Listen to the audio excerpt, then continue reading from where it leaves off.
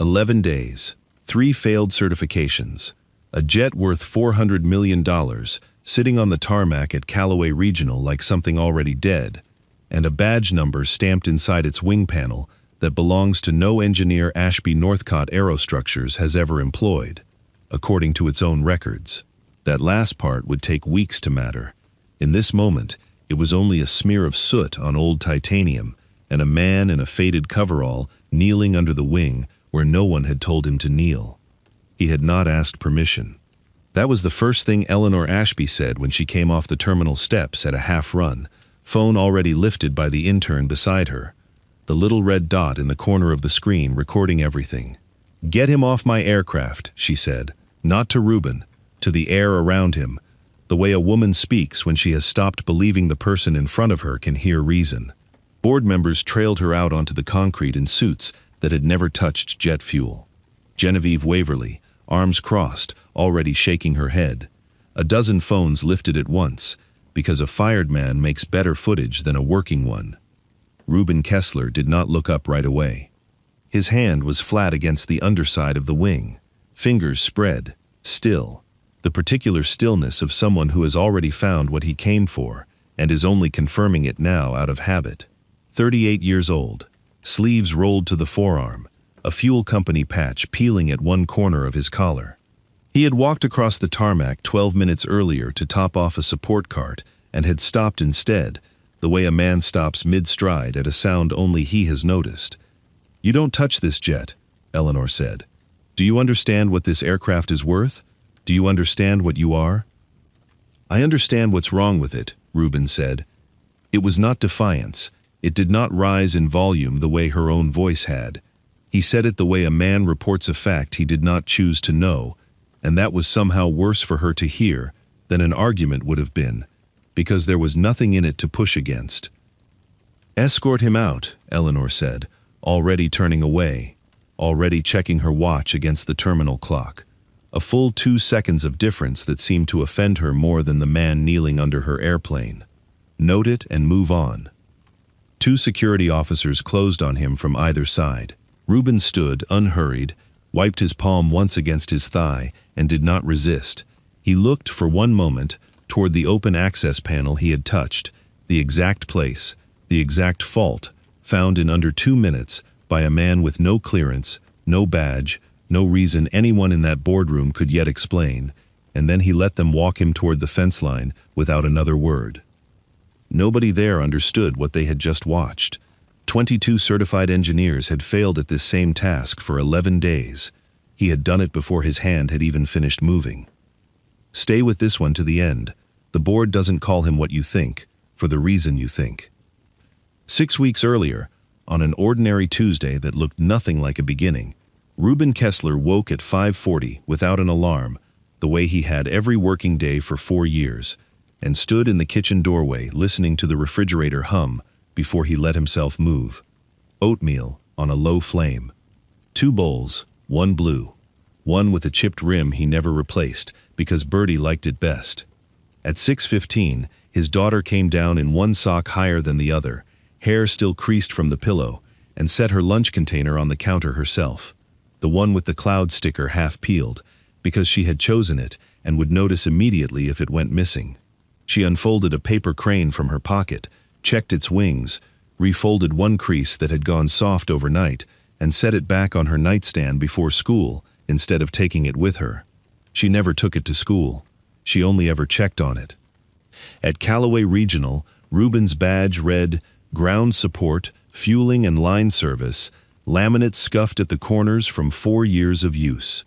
He filled tanks, logged pressures, checked lines other men rushed past, and listened to engines the way some men listen to weather, tilting his head a half-inch toward a sound nobody else in the crew had ever mentioned hearing. Nobody at Northcott Aviation Group's private terminal knew that 6 years earlier he had been Chief Flight Systems Engineer at Ashby Northcott Aerostructures itself, the man credited by the company's own late founder with the platform that built its fortune, before a merger folded his division into a paragraph in someone else's annual report, and then folded the paragraph away entirely. He had met Marianne there, both of them young structural engineers, hunched over the same stress diagrams at 2 in the morning, arguing about tolerances the way other people argued about anything worth loving. She had married him for his hands, before she ever admitted it was for his hands, the way he touched a drawing before he touched a keyboard, the way he listened to a design instead of only calculating it. 2 years of her illness had taught him a different kind of listening, to a monitor's rhythm, to a breath's hesitation, to the silence after a diagnosis nobody survives twice. Marianne Kessler died when Bertie was 3. Bertie was 8 now, and some mornings Reuben still reached for the sound of his wife's voice before he remembered the house did not carry it anymore. He left the industry not because the merger broke him, divisions dissolve, records get careless, that is simply what large companies do to inconvenient departments, but because grief had taught him what mattered, and it was not a title. It was being home for dinner. It was 2 knocks on Bertie's door, never 3, so she would always know it was him before he said a word. He took the fueling job on purpose, a smaller life chosen deliberately, the kind of choice that looks like defeat to anyone who has never had to make it. He did not miss the boardrooms. He missed, some nights, the particular quiet of a workshop at midnight, and the sound of someone else's breathing nearby who had believed in what he built. That morning, like every morning, he drove Bertie to Foley Street Elementary, watched her walk in without looking back. She never looked back, and he had learned that was its own kind of trust, and then he drove on to the airfield, unaware that by the end of the week, a jet with his old badge number riveted somewhere inside it would be waiting for him on a runway that had nothing to do with fuel lines at all. The dressing down happened in full daylight, on open concrete, with the wind carrying diesel and hot rubber across a semicircle of onlookers, who had gathered the way people gather for anything that promises humiliation. Eleanor Ashby stood at the center of it, with her CEO title stitched, quite literally, into the lapel of her jacket, a woman who had built a 14-year empire from a single hangar lease, and had never once, in that climb, learned to look past a uniform to the person wearing it.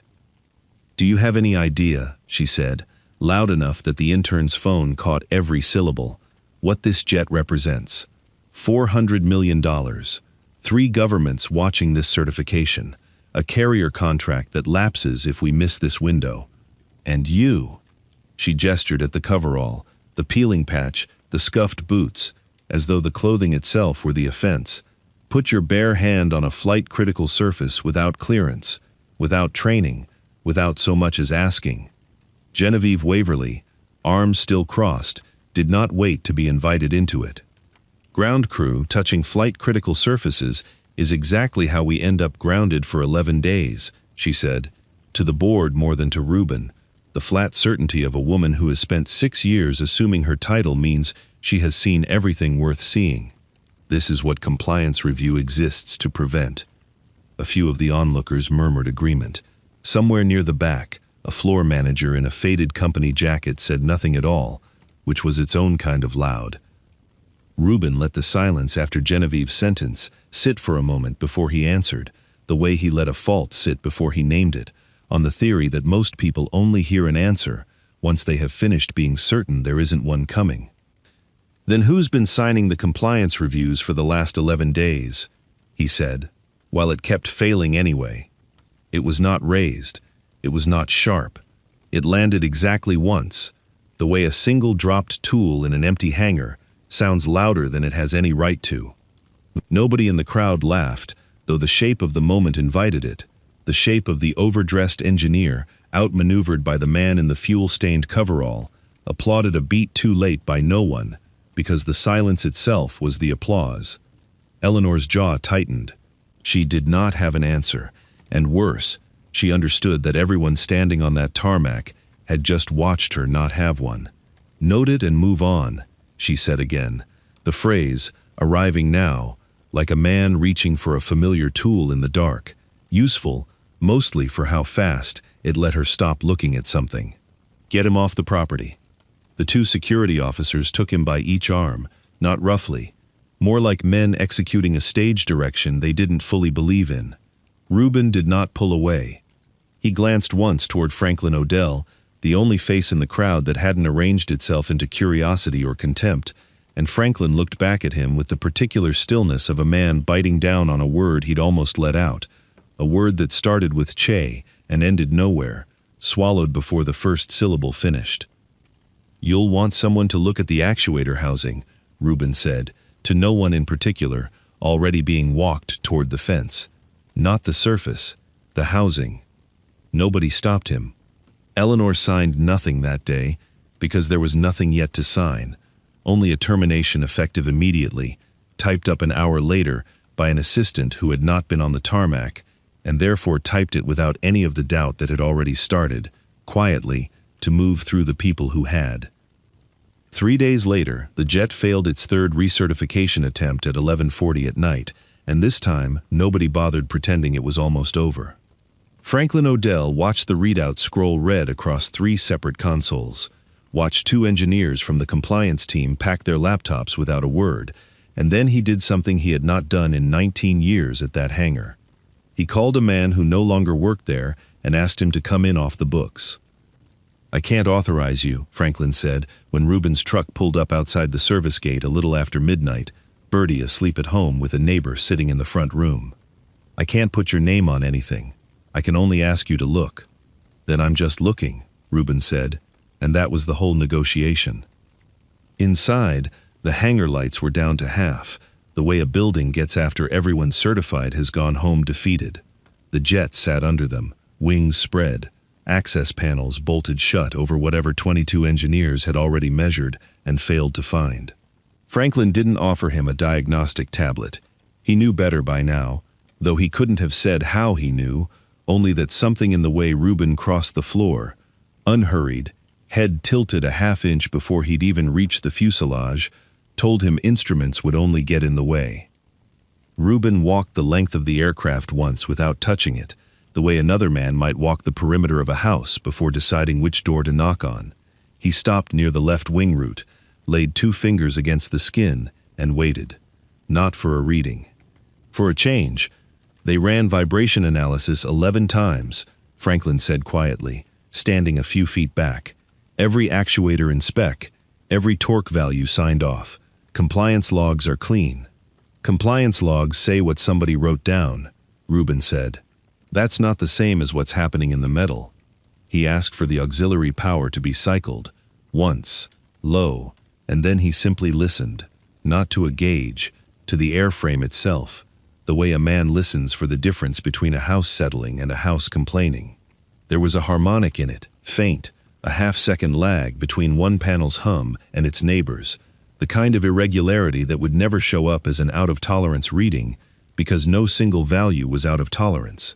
It was the relationship between 2 values that was wrong, and no instrument in that hangar had been built to measure a relationship. "There," he said, so quietly, Franklin almost missed it.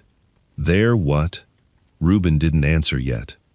He crouched by the wing root, found the seam of an access panel that hadn't been opened in the last 3 recertification attempts, because it hadn't been flagged, because nothing on paper pointed there, and rested his palm flat against it, feeling for the tremor underneath the housing, the way he might have felt for a pulse. 22 engineers measured everything this jet does when it's working, he said. I'm listening to the one thing it does when it's trying to tell you it isn't. Franklin didn't move.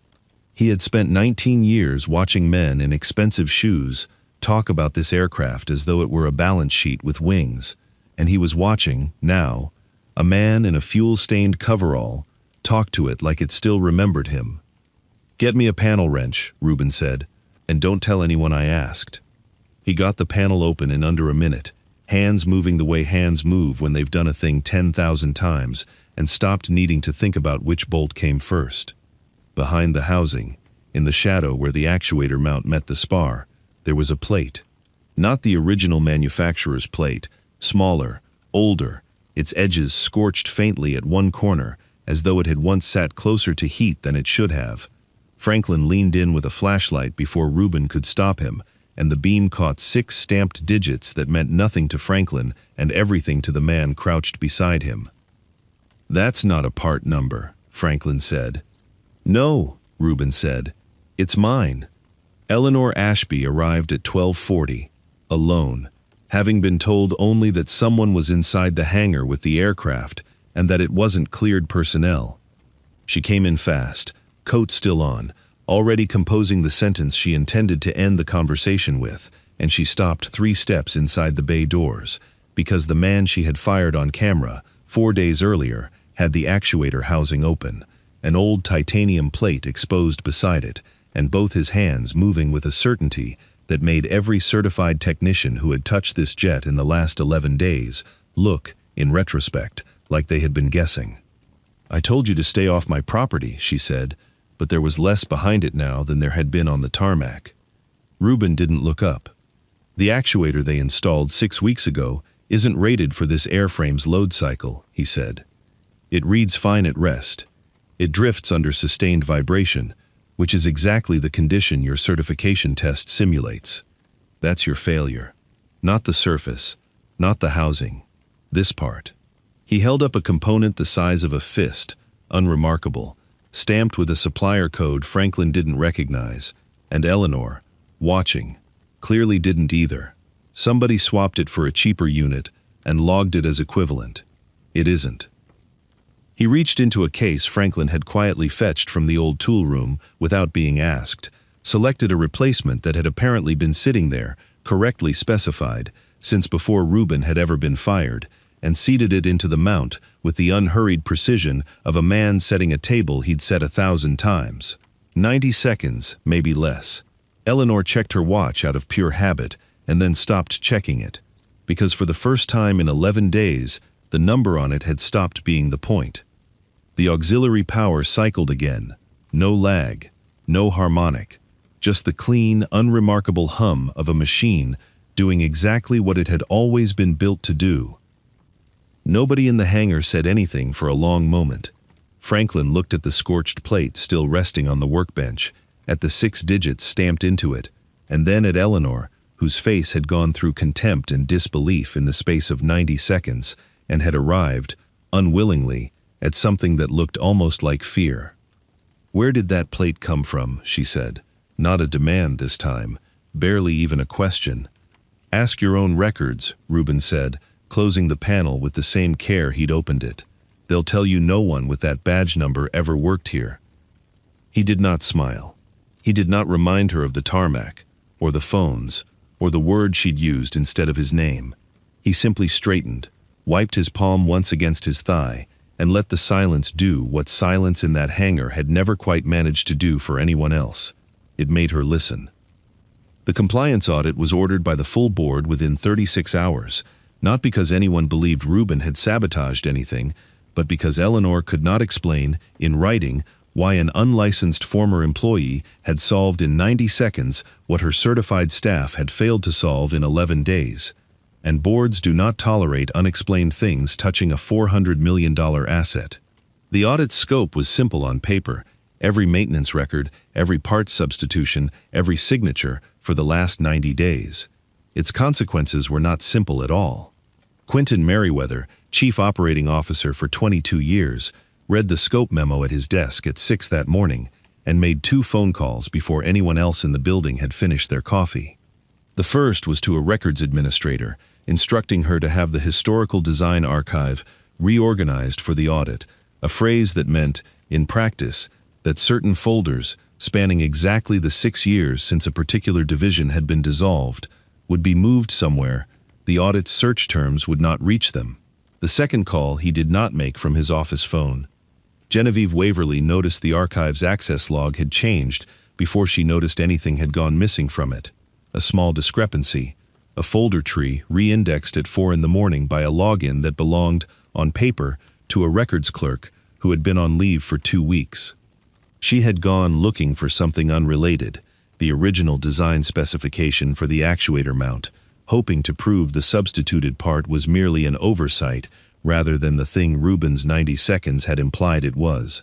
Instead, she found 6 years of files reduced to placeholder entries, each one stamped reorganized, pending review, in a font that did not match anything else in the system.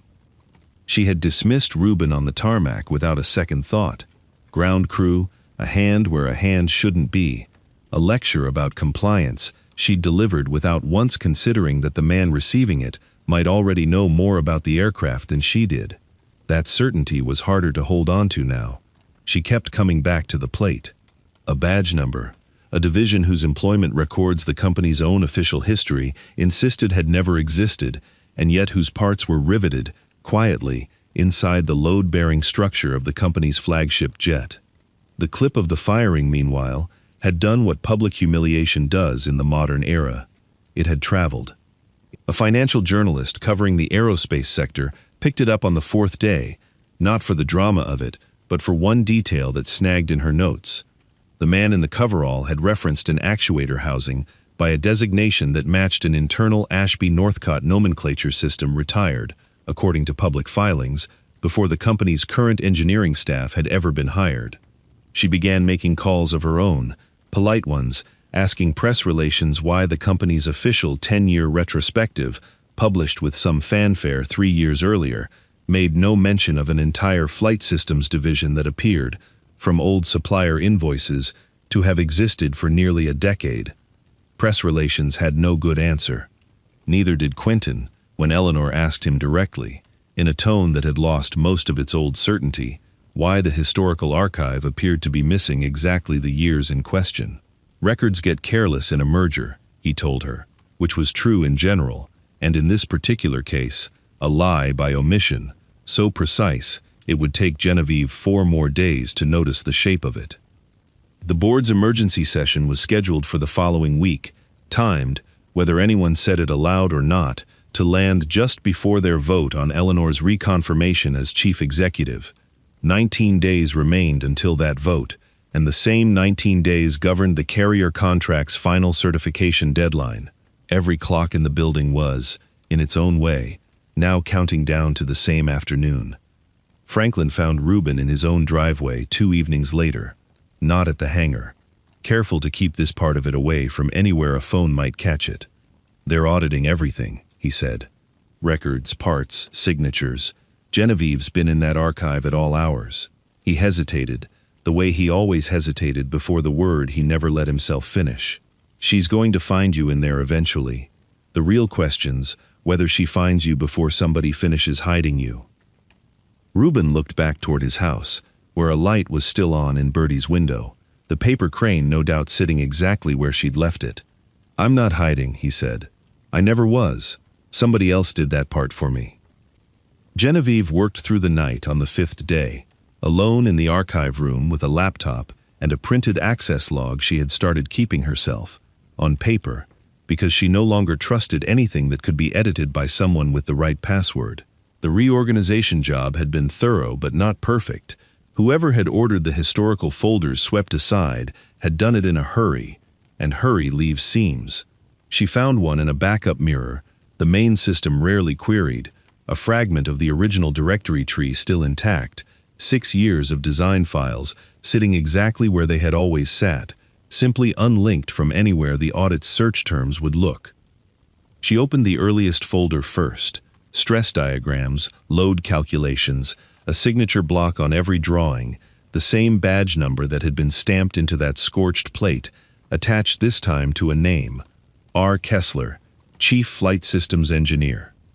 The actuator mount specification was there too, dated years before the current substitution, calling for precisely the part Reuben had installed in 90 seconds and precisely rejecting, in a margin note in his own hand, a cheaper alternative supplier for load cycle risk, not cost. Genevieve sat with that note for a long time. She had told a crowd on a tarmac that ground crew touching flight-critical surfaces was how failures happened. The man she'd said it to had written the rule that would have prevented this exact failure in this exact language before she had even finished engineering school. Cross-referencing the substitution order against procurement records took another hour, and what she found there was worse than carelessness. The supplier who had won the actuator contract 6 weeks earlier operated through a consulting entity registered to an address that, 3 clicks deeper, traced back to a shell company holding a minority equity stake, undisclosed on any conflict of interest filing, in the name of Quentin Merriweather. She sat back from the screen, and it was a long moment before she reached for her phone. because some part of her was still trying to find a version of this where it wasn't what it plainly was. It was near dawn when she found the letter. It had been misfiled at the very back of Ruben's personnel folder in an envelope marked personal in handwriting Genevieve recognized from company photographs of the founder himself, Eleanor's father, dead 9 years now, his signature faded but legible. It was addressed to no one but clearly intended for whoever eventually read it, a short letter naming Ruben Kessler as the engineer he intended, when the time came, to lead the platform division into whatever the company became next. It had never been sent. It had never been destroyed either. Someone, at some point, had simply kept it, unopened, for reasons the letter itself could not explain. Genevieve printed both files, the falsified compliance chain and the letter, and walked out of the archive room into a hallway just beginning to gray with morning light, carrying, without quite understanding the full weight of it yet, the thing that was about to end one career and quietly restore another. The board convened 9 days later in the glass-walled room on the terminal's top floor, the same room where Eleanor's father's photograph still hung, and Genevieve laid the compliance chain across the table, the way a person sets down something they no longer want to be alone with. Falsified logs, a shell, consulting entity, Quentin Merriweather's name, 3 layers deep, attached to a supplier stake he had never disclosed. She did not editorialize over it. She simply let the documents sit in the light and let the room read them at its own pace, which turned out to be slower than she expected, because no one in that room particularly wanted to be the first to say the word fraud out loud about a man who had sat at that table for 22 years. Quentin did not argue. He had known, from the moment Genevieve requested his procurement signatures in front of the full board, rather than privately, that there would be no version of this conversation that ended with him still in the room. He said very little. He confirmed the consulting entity was his. He confirmed the substitution had been his decision, made, he said, to protect margin on a contract under pressure, a sentence that tried and failed to sound like anything other than what it was. He placed a single sheet of paper on the table, his resignation, already typed, already dated, and left before anyone had to ask him to. It was procedural. It was brief. Nobody applauded, and nobody needed to. Eleanor waited until the door had closed behind him before she reached for the second document Genevieve had set aside, the one in her father's handwriting. She read it once to herself first, and something in her face changed in a way the board members around the table had never seen it change, not in 14 years of watching her run meetings like weather systems. Then she read it aloud, her voice steadier than her hands. "When the merger settles," she read, "I want it understood that the platform division stays under Kessler. Whatever this company becomes, it should be led by someone who listens to what he's building rather than what it's worth." She set the letter down. "He wrote this the year before he died. Nobody ever gave it to you," she said, looking at Ruben directly for the first time since the tarmac, because somebody decided it was easier to let the division disappear than to explain why my father trusted a man this company had already erased. "I didn't need it explained," Ruben said. "I only needed you to ask why the jet failed before you decided who to blame for it. It was not delivered as a rebuke. It landed as one anyway, the way true things do." "I fired you on camera," Eleanor said, "for touching an aircraft you built. I want that said plainly, not softened. I was wrong, and I was wrong in a way that everyone watching had to see before I was willing to see it myself." The board, in the quiet that followed, moved with unusual speed to propose what boards propose when they want a clean story to hand the press: that Ruben Kessler be named chief executive of the newly reconstituted platform division, effective immediately, salary and title to match the scale of what he'd apparently always deserved. It was, by any ordinary measure, the ending the room expected. Ruben let the offer sit for a moment before he declined it, the same way he let a fault sit before he named it. "I don't want the title," he said. "I want the compliance records public and audited every quarter, not just when something fails badly enough to make the news. And I want a training fund for technicians, not executives. People like Franklin, who've spent 19 years reading a hangar floor better than half the instruments in it, and never once got asked what they knew. Somewhere in the quiet after that, he thought of Marianne, of a box in the hallway closet she'd never let him throw out, full of drawings he used to call scrap paper, sketches he'd made at the kitchen table in the early years, half-finished load diagrams, doodles he'd dismissed as nothing worth keeping. Marianne kept every drawing you called scrap paper. She'd told him that once, years before either of them imagined the company would erase his name from its own history, and he understood now, sitting in a boardroom that had just tried to hand him a title, exactly what she'd meant by it. Worth was never something other people conferred. It was only something they eventually noticed. 3 months later, the tarmac at Callaway Regional looked almost exactly as it had on the morning this began, and that was, in its own quiet way, the whole point. Reuben still wore a coverall, though the fuel company patch had been replaced by a smaller one that read Flight Integrity, and his badge now carried a title, Technical Director, that he'd accepted only because it came without an office.